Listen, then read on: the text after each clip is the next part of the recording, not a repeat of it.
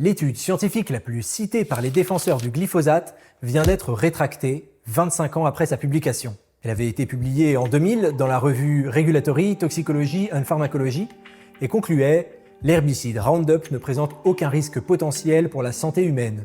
L'étude a de nombreuses fois été utilisée comme référence scientifique pour empêcher l'interdiction du glyphosate. C'est l'éditeur en chef de la revue qui a retiré la publication le 5 décembre 2025.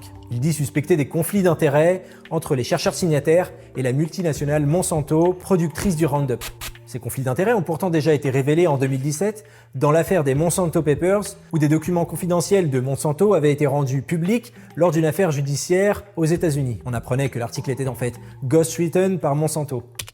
Le ghostwriting, c'est une forme de fraude scientifique, où une entreprise rédige un papier qui l'arrange et le fait signer par des scientifiques supposés indépendants pour paraître impartial. Interrogé par Le Monde, l'éditeur en chef explique n'avoir eu connaissance de ces révélations qu'en septembre 2025, dans l'article d'Alexander Korov et Naomi Oreskes, qui pointe du doigt ce papier frauduleux comme encore cité et actif. C'est selon lui pour ça qu'il n'avait pas retiré l'étude plus tôt.